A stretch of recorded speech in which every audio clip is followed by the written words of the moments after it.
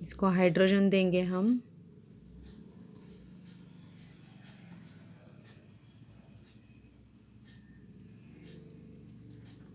तो 20 हाइड्रोजन हो गए यहाँ पे एक हाइड्रोजन बाकी है, यहाँ के ऊपर लिखने हैं सबको हाइड्रोजन।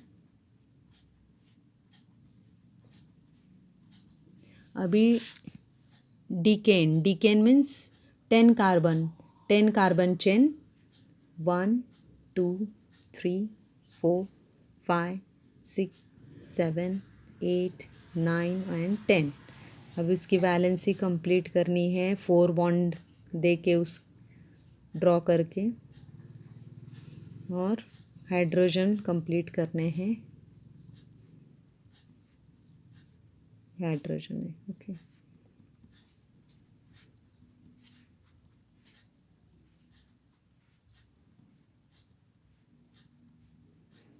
तो यहाँ पे हमने काउंट किया हाइड्रोजन को, तो कितने आएंगे ये हाइड्रोजन?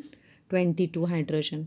तो डीकेन में 10 कार्बन एटम है, मॉलिक्यूल है 10 कार्बन, और उसका हाइड्रोजन है 22। ठीक है, तो ऐसे हमें स्ट्रक्चरल फॉर्मूला ड्रॉ करना है और मॉलिक्यूलर फॉर्मूला हमें मिल जाएगा। तो हमें याद क्या करना है, तो कितने कार्बन को क्या बोलते हैं? 10 कार्बन को डिकेन बोलते हैं, 9 कार्बन को नोनेन बोलते हैं, 8 कार्बन को ऑक्टेन बोलते हैं, 7 कार्बन को हेप्टेन बोलते हैं। ये हमें याद रहा तो हम स्ट्रक्चर फॉर्मूला ड्रॉ करते हैं और हाइड्रोजन काउंट कर सकते हैं कि कितने हाइड्रोजन है ये मॉलिक्यूल में। ठीक है, आगे जाएंगे हम आइसोमेरिज्म। तो आइसोमेरिज्म मीन्स व्हाट? तो आइसोमेरिज्म का पहले डेफिनेशन देखेंगे हम। The phenomenon in which compounds having different structural formula have the same molecular formula is called structural isomerism. तो जो मॉलिक्यूल है, हाँ, उसके स्ट्रक्चरल मॉलिक्यूलर फॉर्मूला सेम है लेकिन स्ट्रक्चरल फॉर्मूला अलग है। तो यहाँ पे हमें एग्जाम्पल दिया है 4 कार्बन का। 4 कार्बन को हम क्या बोलते हैं? ब्यूटेन बोलते हैं, 4 कार्बन। ठीक है, तो ब्यूटेन बोलते हैं। ब्यूटेन हम ऐसे भी ड्रॉ कर सकते हैं, ऐसे भी ड्रॉ कर सकते हैं, और ये स्ट्रेट चेन है। तो ये स्ट्रेट चेन हो गया, ये हो गया ब्रांच। ये कार्बन जो है वो एक को एक लगा है चेन में, इसको हम स्ट्रेट चेन भी बोल सकते हैं। और इसको ब्रांच बोलते हैं, क्यों? क्योंकि एक कार्बन को 3 कार्बन अटैच हो गए हैं। यहाँ पे स्ट्रेट चेन है और ये ब्रांच है। ये जो कार्बन है 4 कार्बन, ये चेन में अटैच है, एक को एक लगा है। तो यहाँ पे देखिए, एक 3 कार्बन चेन में है और एक कार्बन सेकेंड कार्बन को अटैच है, तो इसको हम आइसोमेरिज्म बोलते हैं। तो isomerism phenomena means what? The molecular formula is same but the structure is different. Butane का, अब ब्यूटेन इज़ अ 4 कार्बन, तो उसका फॉर्मूला हमने देखा था कितना, कि C4 एंड हाइड्रोजन आर 10। तो यहाँ पे काउंट करके देख सकते हैं कि हाइड्रोजन कितने हैं, 1 2 3 4 5 6 7 8 9 10। यहाँ पे भी 10 हाइड्रोजन है, 1 2 3 4 5 6 7 8 9 10। तो मॉलिक्यूलर फॉर्मूला सेम है, क्या है कि C4 and H10, molecular formula दोनों का सेम है लेकिन स्ट्रक्चर उनका अलग है। इसको हम बोलते हैं आइसोमेरिज्म। ठीक है, इसका नाम भी अलग है। ये ब्यूटेन है तो इसको बोलते हैं आइसोब्यूटेन। ब्रांच जो है, ब्रांच मॉलिक्यूल ब्यूटेन का, उसको बोलते हैं आइसोब्यूटेन। आया समझ में? What is isomerism? तो आगे हमें दिया है, और यहाँ पे देखेंगे 2 different structure formula are obtained on joining hydrogen atom to these 2 chains so as to satisfy the tetravalency of the carbon atom. The molecular formula of both the structure formula is the same, which is C4 and H10। ऊपर का उन्होंने बोला है यहाँ पे। ठीक है, तो ये रहा उसका डेफिनेशन। आगे जाएंगे हम। ये हो गए स्ट्रेट चेन और ब्रांच चेन। आगे हमें देखना है रिंग स्ट्रक्चर, या फिर रिंग स्ट्रक्चर को ये बोलते हैं close structure of carbon. Close structure एक को एक या ऐसे रिंग में चिपक गए हैं, इसको हम क्लोज स्ट्रक्चर या फिर रिंग स्ट्रक्चर बोलते हैं। एग्जाम्पल है cyclohexane. Cyclohexane, hexane means 6 carbon, 6 carbon यहाँ पे ऐसे रिंग की तरह अटैच है।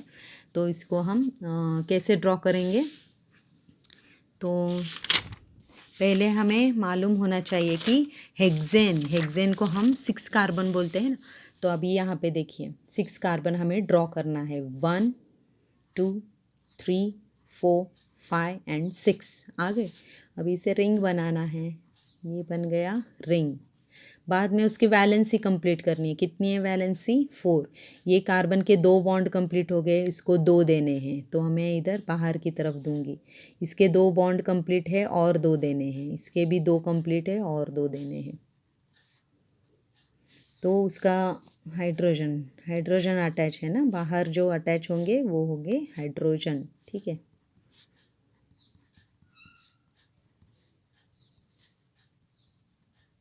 तो 6 कार्बन C6 एंड H कितने हो गए? उसके डबल, तो 12। एक कार्बन को 2 हाइड्रोजन अटैच है तो 6 कार्बन है तो हाइड्रोजन कितने हो गए? 12।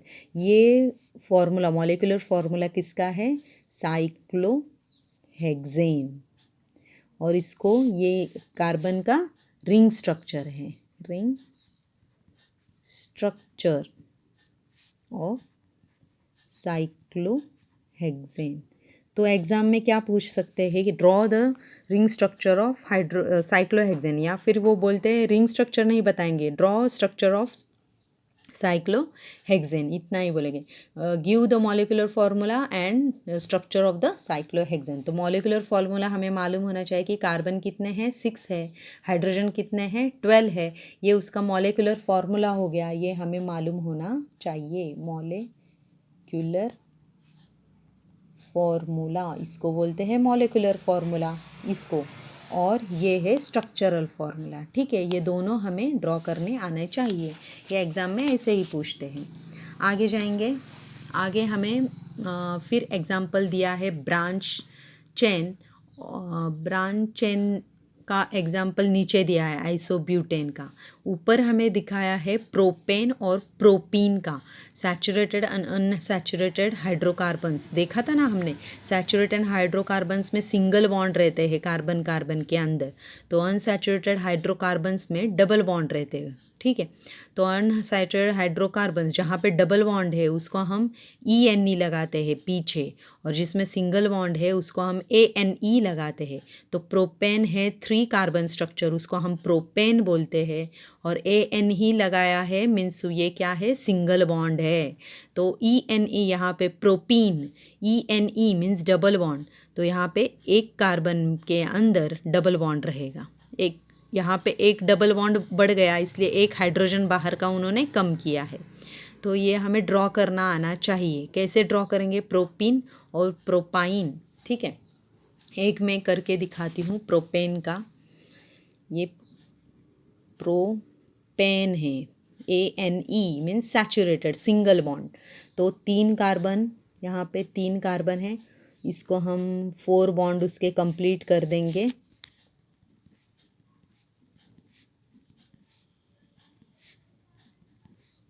तो C3 एंड हाइड्रोजन कितने हो गए? देखो 1 2 3 4 5 6 7 8। अब प्रोपीन, ENE हमें ड्रॉ करना है। ENE मीन्स क्या है? ये अनसैचुरेटेड है, अनसैचुरेटेड डबल बॉन्ड, ENE में आता है डबल बॉन्ड। तो ये 3 कार्बन हो गए, इसमें एक को हमें डबल बॉन्ड देना है क्योंकि ENE ड्रॉ करना है ना, हमें प्रोपीन ड्रॉ करना है, तो डबल बॉन्ड देंगे एक कार्बन को यहाँ पे। तो इसके 2 बॉन्ड कंप्लीट है, तो बचे कितने? 2, 1 और ये 2। इसके 1 2 3, तो इसको कितना देना है? सिर्फ एक बॉन्ड देना है, 1 2 3 और ये 4। तो ये देखिए उसके हाइड्रोजन कंप्लीट करेंगे हम। कितने हो गए हाइड्रोजन? 1 2 3 4 5 6। तो यहाँ पे 2 हाइड्रोजन कम हो जाएंगे ये बॉन्ड की वजह से, तो इसका मॉलिक्यूलर फार्मूला आएगा C3H6। अबे हमें ड्रॉ करना है unsaturated hydrocarbon propyne. Propyne, YNE, YNE यहाँ पे ट्रिपल बॉन्ड आएगा, YNE को आएगा ट्रिपल बॉन्ड। तो पहले हम 3 कार्बन ड्रॉ करेंगे, 1 2 एंड 3, और एक कार्बन को हम ट्रिपल बॉन्ड देंगे, ये ट्रिपल बॉन्ड। तो अब बोलिए, अब मुझे बताइए कि इसके 3 बॉन्ड कंप्लीट है, तो कितना बॉन्ड बाकी है इसका? सिर्फ एक। इसके 1 2 3 4 कार्बन, 4 बॉन्ड कंप्लीट है इसके, तो इसको हम हाइड्रोजन नहीं देंगे। इसके 1 2 3, इसके 4 बॉन्ड कंप्लीट है, इसके 4 बॉन्ड कंप्लीट है, इसके 4 बॉन्ड कंप्लीट है। हाइड्रोजन दीजिए सबको। तो क्या हुआ उसका हाइड्रोजन का नंबर क्या हुआ? C3, 1 2 3 एंड 4, हाइड्रोजन आया 4। यहाँ पे वही उन्होंने ड्रॉ करके यहाँ पे दिखाया है। कैसे ड्रॉ करना है अभी मैंने दिखाया। अब हम और एक मुझे कन्फ्यूजन हो सकता है स्टूडेंट में कि डबल बॉन्ड यहाँ पे ड्रॉ करना है या यहाँ पे ड्रॉ करना है। किसको भी हम डबल बॉन्ड दे सकते हैं, ये वाले कार्बन को भी दे सकते हैं, यहाँ पे भी। यहाँ पे ड्रॉ करना है ट्रिपल बॉन्ड या यहाँ पे ड्रॉ करना है, ये कन्फ्यूजन हो सकता है स्टूडेंट को। तो हम यहाँ पे भी ड्रॉ कर सकते हैं, कौन से भी कार्बन के अंदर हम बॉन्ड ड्रॉ कर सकते हैं, डबल या ट्रिपल बॉन्ड, ठीक है। अभी हमें यहाँ पे ब्रांच चेन हाइड्रोकार्बन का एग्जाम्पल दिया है। मैंने पहले बताया था ब्यूटेन का। तो isobutane, butane means 4 carbon structure, 3 carbon straight chain में है और एक कार्बन जो है उसको हमने ब्रांच किया है, इसलिए उसका नाम आया आइसोब्यूटेन, ठीक है। आइसोब्यूटालीन, ब्यूटालीन, ENE लास्ट में क्या है? ENE। तो हमें एक बॉन्ड बढ़ाना है, यहाँ पे भी बढ़ा सकते हो या फिर यहाँ पे भी बढ़ा सकते हो। आइसो क्यों लगाया है? क्योंकि ये ब्रांच स्ट्रक्चर है, इसलिए आइसो लगाया है। 4th कार्बन सेकेंड कार्बन को अटैच है, ब्रांच है ना ये स्ट्रक्चर, इसलिए उसको आइसो लगाया है। और लास्ट में ENE आया है। ENE means double chain, double bond, sorry double bond, इसलिए हमने यहाँ पे डबल बॉन्ड दिया है। डबल बॉन्ड ड्रॉ करने से हमारे 2 हाइड्रोजन कम हो जाएंगे। ब्यूटेन का मॉलिक्यूलर फार्मूला हाइड्रोजन 10 थे, यहाँ पे 8 हो गए, क्यों?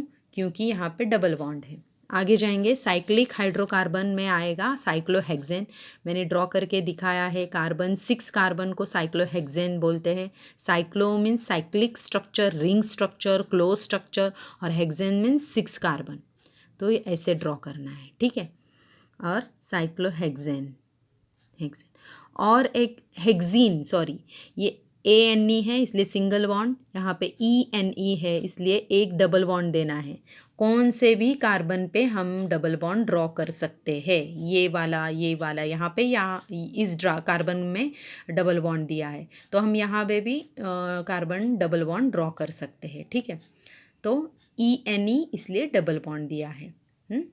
डबल बॉन्ड की वजह से 2 कार्बन क्या हो जाएंगे, 2 हाइड्रोजन क्या हो जाएंगे? कम हो जाएंगे। साइक्लोहेक्सेन का फॉर्मूला, मॉलिक्यूलर फॉर्मूला था C6H12।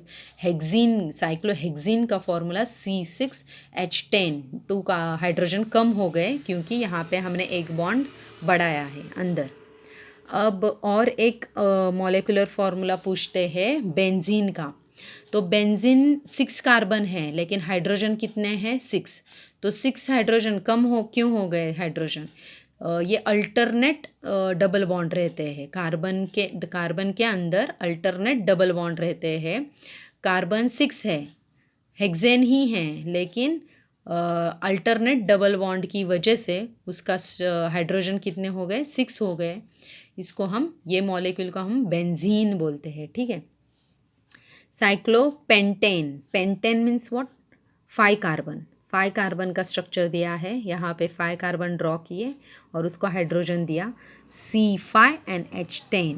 तो हमें ये नाम देते हैं और पूछते हैं उसका स्ट्रक्चर फार्मूला और मॉलिक्यूलर फार्मूला लिखो। तो हमें साइक्लो मीन्स साइक्लिक है, रिंग स्ट्रक्चर है। पेंटेन मीन्स 5 कार्बन है, ANE सिंगल बॉन्ड, ठीक है। यहाँ पे बेंजीन का हमें 6 कार्बन है और अल्टरनेट डबल बॉन्ड है, तो इसका मॉलिक्यूलर फार्मूला C6H6 है, ये मालूम होना चाहिए, तभी हम उसका स्ट्रक्चर फार्मूला ड्रॉ कर सकते हैं। आगे बेंजीन की प्रॉपर्टी दिया है आगे।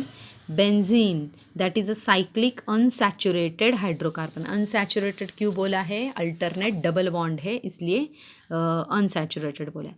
There are 3 alternate double bond in 6 membrane ring structure of benzene. The compound having its characteristic unit in their structure are called aromatic compounds. aromatic compound बोला है इनको, क्यों?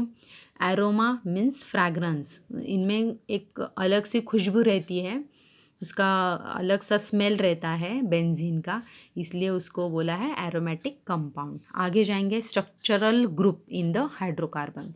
अब स्ट्रक्चरल ग्रुप क्या है देखेंगे आगे। तो स्ट्रक्चरल ग्रुप, ये हमने चेन देखे, यहाँ पे कार्बन के चेन देखे, उसको अटैच है हाइड्रोजन। अब मैंने ये हाइड्रोजन रिप्लेस किया, हाँ, हाइड्रोजन निकाल के दूसरा एटम मैंने रिप्लेस किया, हाइड्रोजन की जगह पे मैंने ऑक्सीजन लगाया या फिर क्लोरीन लगा सकती हूँ, आयोडीन लगा सकती हूँ, उसको बोलते हैं स्ट्रक्चरल फंक्शनल ग्रुप। सॉरी, यहाँ पे रीड करके बताती हूँ।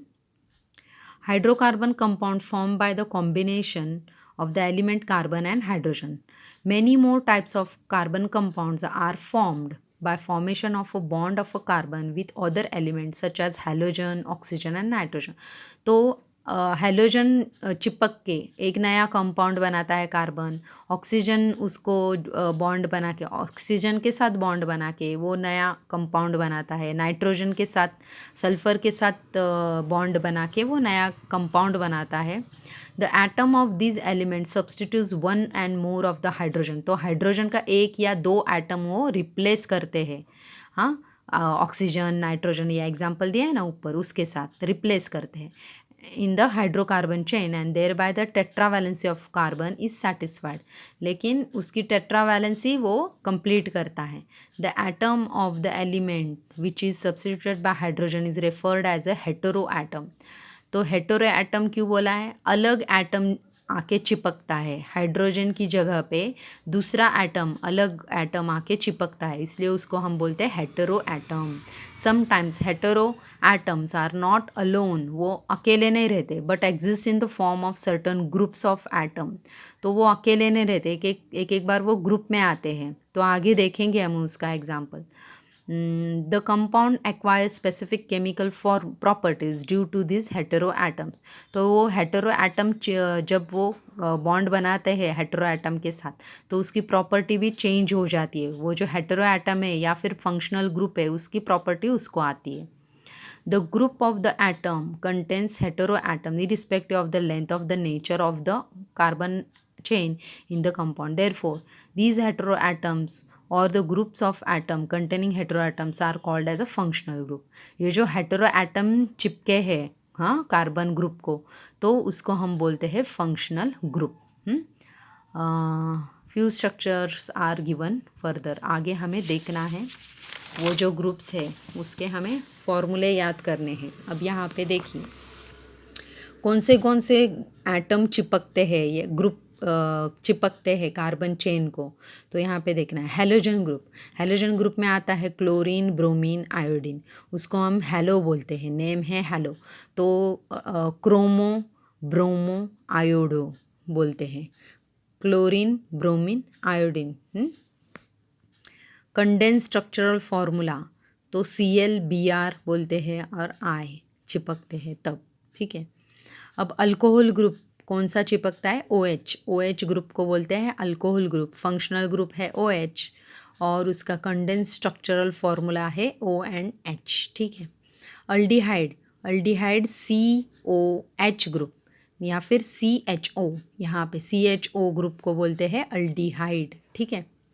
स्ट्रक्चरल फार्मूला यहाँ पे है और कंडेंस फार्मूला यहाँ पे है।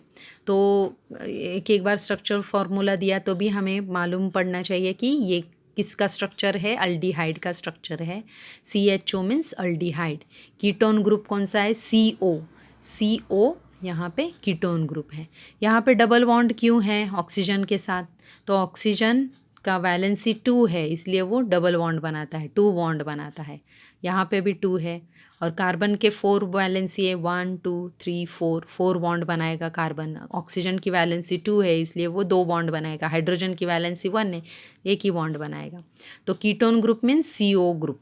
CO ग्रुप जब चिपकता है कार्बन को तो फंक्शनल ग्रुप कौन सा है, कीटोन है।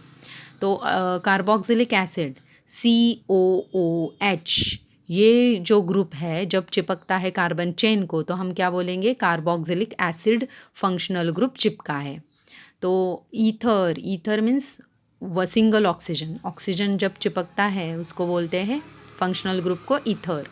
जब COO चिपकता है तो उसको ईस्टर बोलते हैं, ईस्टर ग्रुप। COO कौन सा ग्रुप है, ईस्टर ग्रुप है। NH2 इसको हम अमाइन ग्रुप बोलेंगे। फंक्शनल ग्रुप कौन सा है, NH2 को बोलते हैं अमाइन ग्रुप। तो कार्बन चेन में जब NH2 बॉन्ड बनाता है, चिपकता है, तो हम उसको बोलेंगे अमाइन ग्रुप चिपका है, अमाइन फंक्शनल ग्रुप है उसके अंदर। जब COO है तो हम बोलेंगे ईस्टर ग्रुप है। सिर्फ ऑक्सीजन है तो हम बोलेंगे ईथर ग्रुप है। COOH है, कार्बोक्सिलिक ग्रुप फंक्शनल ग्रुप है। तो आगे हम देखेंगे उसको कैसे रीड करते हैं, हाँ, कैसे स्ट्रक्चर बनाते हैं हम आगे देखेंगे। अब और एक यहाँ पे लेक्चर हमारा बहुत लेंदी हो रहा है तो यहाँ पे मैं स्टॉप करूँगी और नेक्स्ट लेक्चर में मैं होमोलॉगस सीरीज़ लूँगी, ठीक है। तो आप स्टॉप करके यहाँ रिवाइज़ करके फिर से लेक्चर सुन सकते हैं और लाइक कीजिए, सब्सक्राइब कीजिए। इससे मुझे और मोटिवेशन मिलेगा लेक्चर बनाने के लिए, ठीक है। Thank you.